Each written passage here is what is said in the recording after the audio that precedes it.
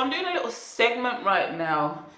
There's not really no pattern to it, but it's like mainly my parenting advice, because as you know, I'm like the greatest parent there is. No, I'm only joking, but I do a bloody good job, and people tell me, okay? Also, for those who think I'm unqualified, even though I've got a whole 2 children, which is a lot of children, I've also got, what is it? Is it 10 years yet? Have I hit the 10? I think I've hit maybe 10 or 11 years of childcare experience with many certificates and qualifications under this belt. So let's get into it. So today I'll be giving you my top 10 tips, and this is for parents with a new baby, expecting a baby, even parents with bigger babies who just need a little guidance, are unsure, and want to hear from somebody who's been there and done it. Even some of my knowledge is obviously from before I even had children, and I've just been knowing what I'm doing and what I'm talking about, okay? Okay, so tip number 1 is, should I start with that tip? Okay, let's go with attachment for number 1. Now, as a new mom, yes, you love your baby. Yes, it's the best thing that's ever happened to you. Yes, they're so cute and you want to hold them and hug them and cuddle them all day. Bad idea, okay? You need to give that baby space, so in turn they can give you space. Do not sit up holding the baby all day, bouncing them on your lap because they're so cute and you don't want to put them down, to the point where it becomes you can't put them down, because as soon as you put them down, they're going to scream their head off. I'm not saying put your baby in a chair all day. I'm saying have them when you need to have them. Chill with them for periods of time and put them down if they've got a chair, if they've got a bouncer, if they've got a swinging chair. If they don't, you need to get one, wherever you get it from, so be it. They need to have something else other than you. So when it's time for you to go wash up, when it's time for you to go cook, when it's time for you to be with your other children, when it's time for you to go and do your man's hair, whatever the case may be, you want to be able to put that child down and they're content with being put down. You do not want a baby who can't be put down, who doesn't know anything but being in mom's hands. You're setting yourself up for problems. Believe me, I can't say that I did it, because obviously I knew not to do it before I had kids, but I have seen the results, and believe me, you don't want them kind of problems. So yes, you want to love your baby and not be cold, and obviously I'm not saying, fling the baby down and don't trouble them back, but I'm saying be wise and give yourself that time, and do not let the baby become so attached that you can't put them down, okay? The next one is routine. Okay, tip number 2 is routine. Your baby needs a routine. It doesn't matter if it's from day 1, they need a routine. From you bring them home, start putting that in place. Story. I remember one day, I've just had a baby. Now, with all my experience and all my knowledge, this was an eye-opener for me. I think my daughter was about 5 months, and we were sitting there and we was trying to watch a movie. It was me and my sister, my other half. Yeah, that was it. We were trying to watch a movie. It's about 10 o'clock at night. And this baby is up with us, sitting with me, and she is screaming her head off, like level 10 screaming, to the point where we're squinting to watch the film. Nobody can hear it, so I don't even know why we're even bothering. At this point, the film needs to just turn off and done, because nobody can hear what's going on. And I looked around at everyone's face, and they were all fuming, but they're not fuming at me, and they're not fuming at the baby. It's obviously frustrating. I too am frustrated. And my sister looked at me and she said, "What is this baby doing up at 10 o'clock at night?" And I was like, "What are you on about? Like, it's a baby, you can't control what a baby does. A baby just does whatever they want and you go with it." She said, "No, they don't. She needs a bedtime." I thought, a bedtime at 5 months? Is this girl having me on? She said, "Trust me, that baby needs a bedtime. When it comes certain time, you need to bath her and put her to bed." And I thought, you know what, as stupid as this sounds, I need this time, because when time 8 o'clock licks, picnic time done and big people time start, what is this baby doing sitting up with me at 10 o'clock at night while I'm watching my movie? adult movie at that. Like, sorry, this is over 18. Like, baby, you got to go. So said that. The next day, I thought, all right, I'm gonna put this into practice. So fed her up. 7 o'clock came. No, sorry. The routine was, obviously we go through the day. 7 o'clock come. I'll put her in the bath. Some nice lavender essential oil. Fragrance it up. Make her nice and tired. I saw her doing the slow blink in the bath. I'm like, oh, this is working already. Like, she's looking tired. I'm seeing the signs. So I take her out the bath, put on some nice smelling pajamas, laid her down and gave her the bottle. Now, obviously, I'm sitting in the room because I want to see what's going to go on here because I've never heard nothing like this at so young. Bedtime, I'm like, all right, let me pre this, let me see what's going on. So I'm having a good look at her. She's looking back at me.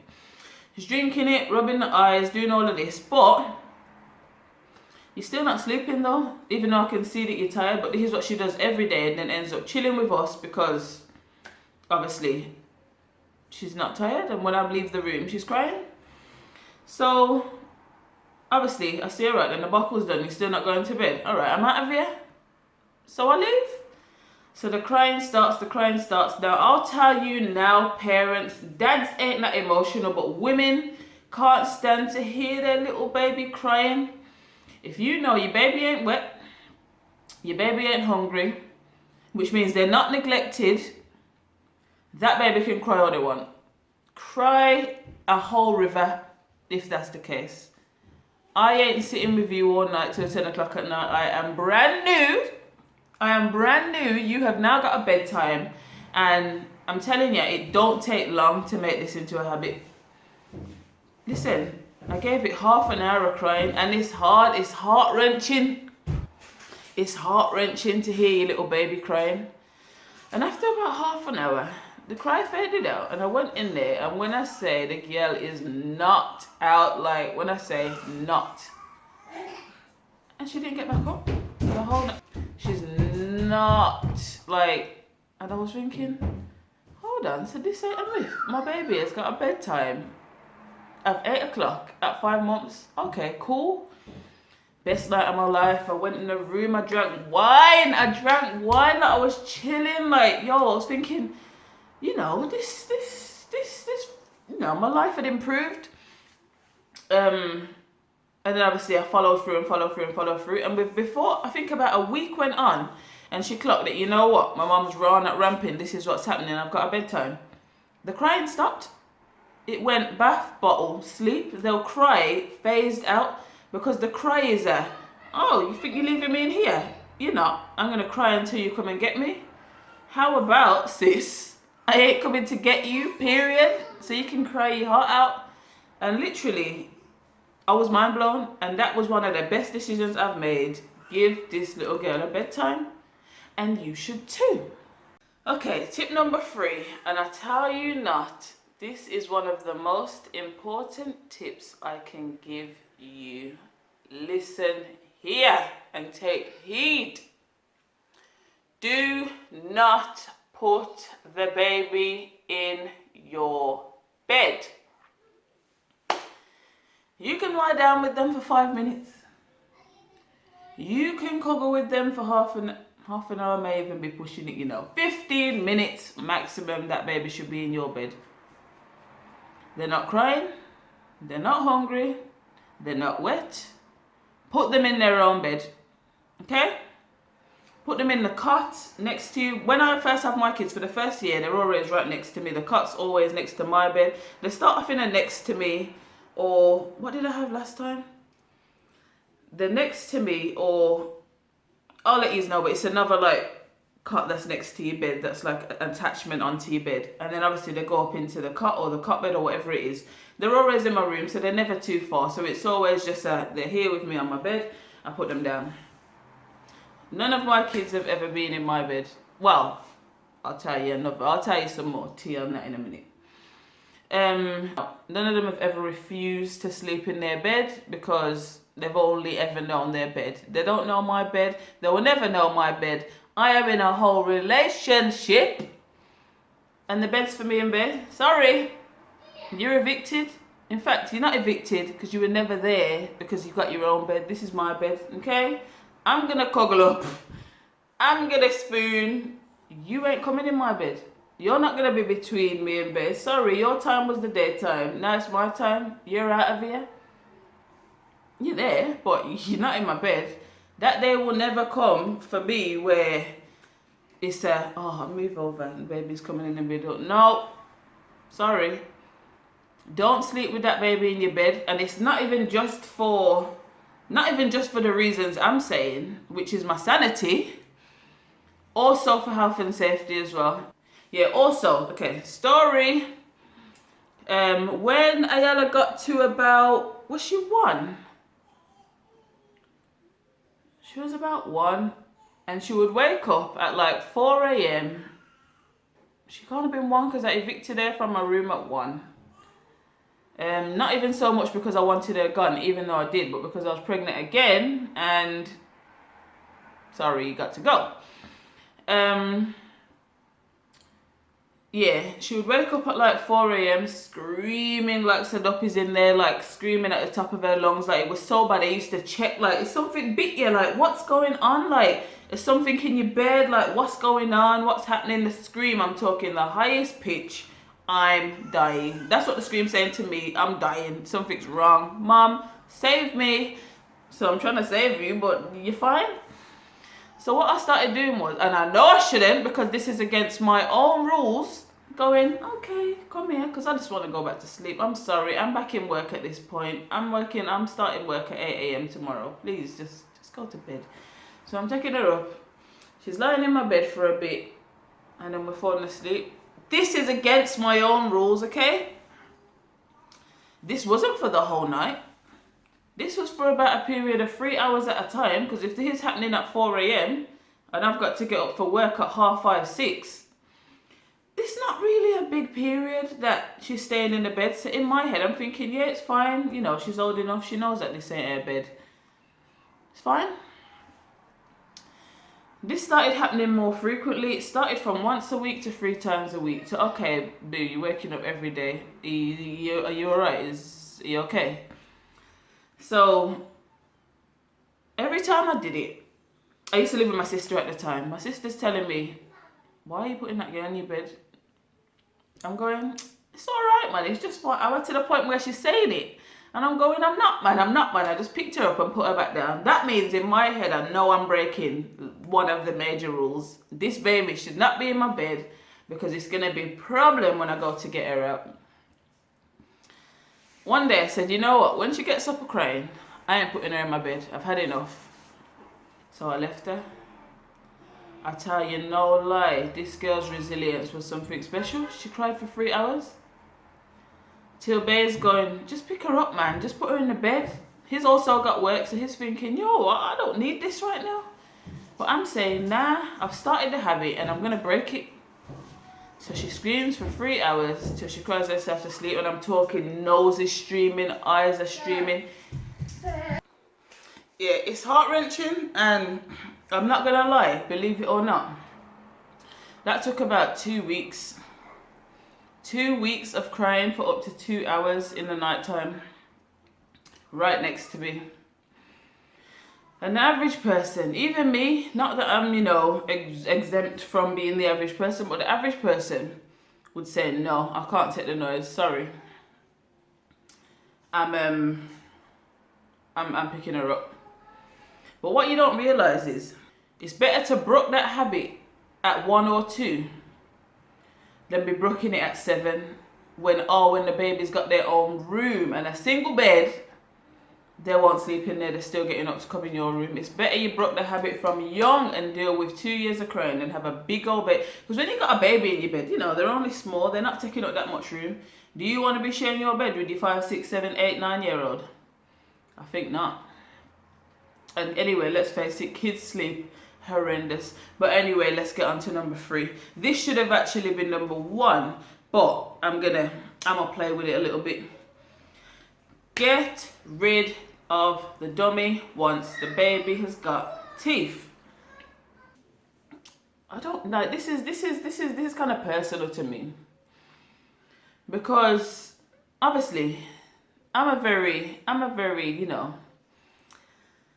your parents have got what they got to say. The baby's got a dummy. The baby's just born and they got a dummy. Pause. Whose baby is it? Whose baby? Oh, mine. I thought as much. Don't tell me what to do. The baby's gonna have a dummy. Both my kids have had dummies. Both my kids and any future kids are gonna have a dummy. Guess why? Because I want them to. Okay? And that's period. Like, there's no other explanation. Because I want them to. And in fact, pause. Because not only do I want them to, their dad also said they can. Okay? And when dad says, it's happening. Okay? So, yeah, all my kids are going to have a dummy. I'm a dummy fan, fine. Up until they've got teeth. As soon as I see the teeth coming, the dummy goes. The dummy is another cold turkey situation. Because when you hear your baby crying in the night, or when you hear a fuss in the night, they're usually looking for the dummy. They put it in and it's as if nothing never happened. The dummy is another attachment, like being attached to you and like being attached to going in your bed. It's hard to let go of, because now once you've taken the dummy, when they do cry in the night, you can't just go bloop and it's over. It's not over. It's another phase and another situation that as a parent you have to go through. You don't want your baby walking around at 2, 3, 4 with a dummy. First of all, because they look redonkulous. And second of all, they're little baby cute teeth. It's not a good look, like. And you know what? I say that, but I've seen cases where their children's baby teeth has been so pushed out and so grown around the dummy, you would think that ain't never gonna recover, ever. And then them teeth drop out and they grow back normal. But do you want to take that risk? Have you seen full-blown adults with sock finger teeth? That's what I call them, sock finger teeth.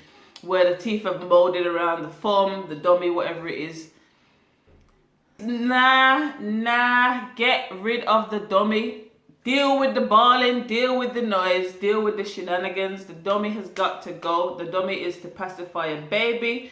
According to scientists at the NHS and CHILDCARE and City and Guilds awarding body, say once a baby hits 12 months, they are no longer a baby, they're going to toddler.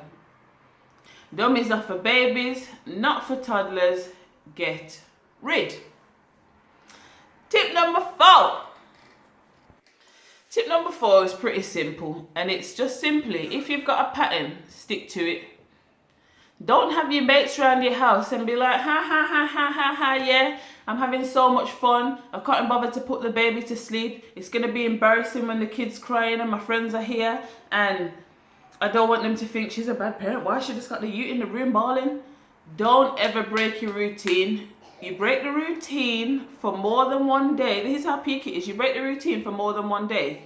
You go back to square one of rebuilding the routine again. Oh, I got to stay up. Here's what your baby thinks. You think your baby's full. Your baby thinks, oh, I stayed up till 10. They don't know it's 10 o'clock, but they know it's 10 o'clock or 11 o'clock. They know their bedtime was a long time. Guess why? Because they're dead in to go to sleep. But they won't unless you force them. Oh yeah, that was it. So I was saying, yeah, don't break the routine.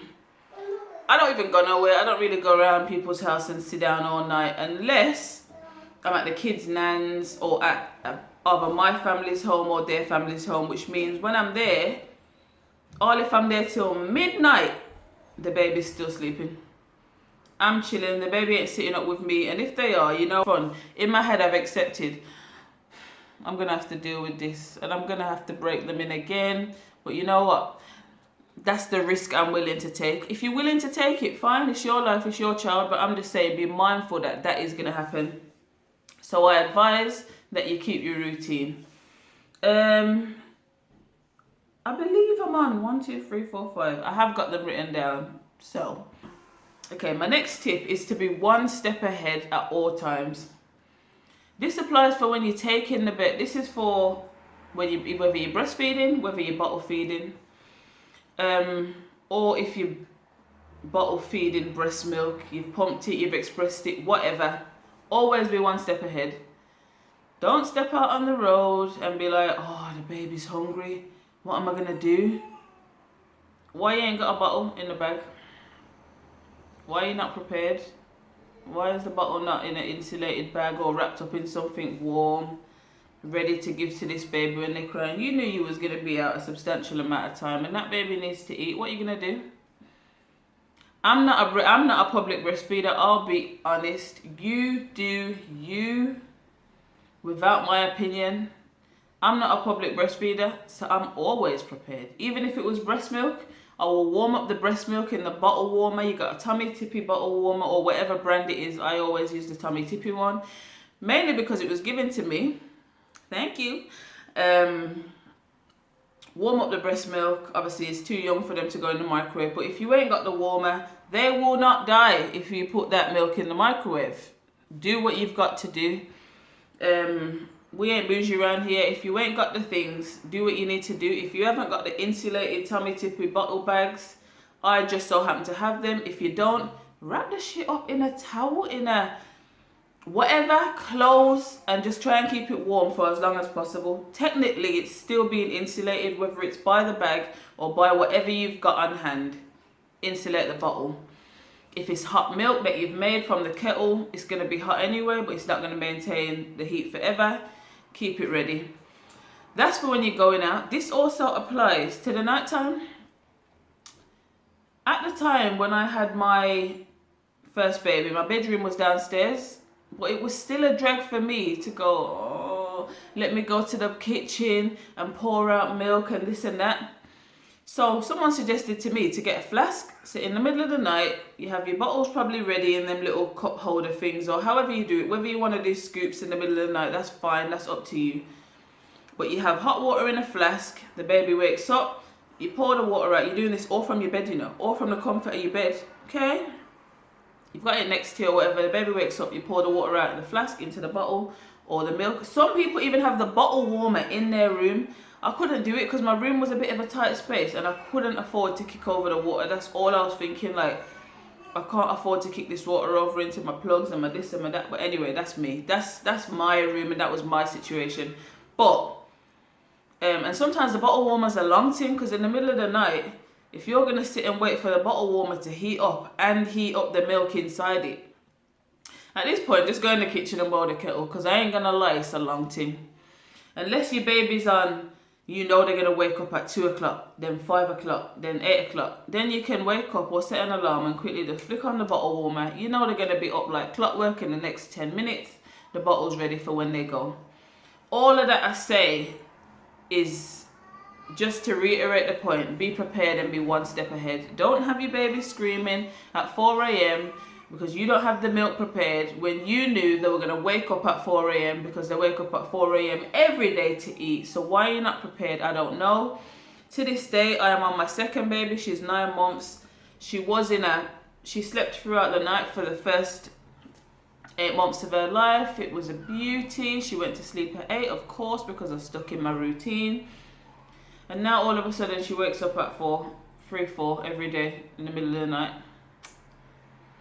Now, the beauty of this is she holds the bottle herself. So when she wakes up, I've got the insulated bottle bag next to me.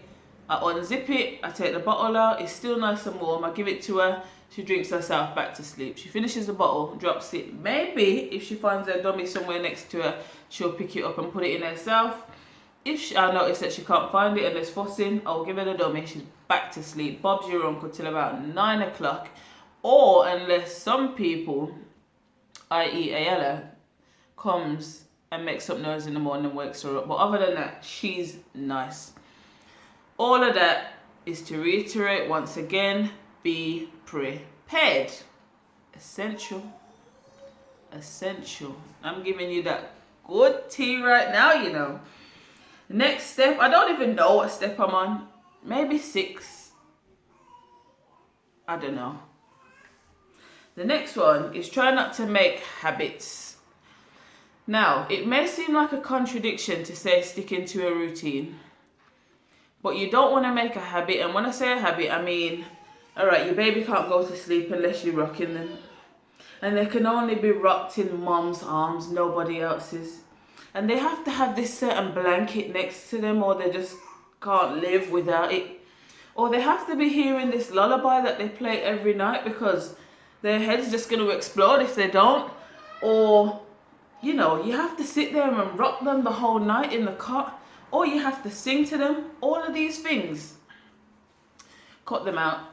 It is all fun and games, and you will be sitting there thinking, I am the best parent in the world. Now, this is not to say that you're not a great parent, but this is putting yourself in a trap that you don't want to be in. So when you want to go shake a leg one night now, and you get a baby to your sister, or grandmother, or whoever, your mum, and they don't know this technique that you do. They don't know that this baby needs to be shook all night to go to sleep. They don't have this song on their phone, or they don't have that little lullaby machine that you've got at home that shines fancy lights on the ceiling. Nightmare. And guess what's going to happen? The baby's going to cry and give them hell until the next time you go to bring them. They're going to say, no, sorry, I'm busy. Sorry, something came up. Or point blank, no, that baby's a nightmare. Try not to give you try not to force habits on the baby. Try not to make the baby reliant on needing some sort of remedy or something that's going to essentially pacify them like a dummy does. That without that, they can't do this. Without A, they can't get to B. Without you rocking them, they can't go to sleep, is what I'm saying. Alright, the last one is, don't be afraid of tears, which I kind of covered throughout the video, which is, I hear a lot of people say, I can't take the noise, I can't take the crying. And like I said earlier, don't be afraid of the crying, because the crying is temporary. The crying is a thing you broke out of. You don't really see your 9-year-old bawling in the middle of the night, because by them time, generally they've broke out of the habit, which let you know that it's not forever. I think in adults they say it's 21 days to break a habit. In kids it's even less, because their mind ain't as molded as ours. Their mind doesn't tell them, well, their mind tells them, yeah, I'll never get over this, but it's not as, they're obviously not as intellectual. So given probably a number of days, 4 or 5 days, their habit will be broken, because they've realized these tears ain't working anymore. Don't be afraid of the tears. It is a nightmare, and they can make it better and better. And you hear that after 10 minutes, they elevate the cry to a louder level, and then they can elevate it again. And when you thought it couldn't get any worse, they will bring it up another notch. They will shock you. You're thinking, but I know you, and I've heard this is the highest that they can go. Trust me, in a time of need, they can bring it higher. Don't set yourself up to go mad. This is how people end up in postnatal depression and these things. Now, don't get me wrong, postnatal depression is a thing that can come down on you. You didn't even know it was coming. You could have a golden baby and you're still depressed. That's a thing. But I'm saying, don't put it upon yourself.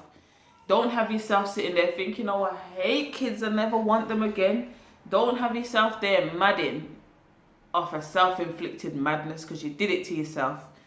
You put the baby in this way. You made them like this. You essentially created this monster. Now you gotta get rid of it.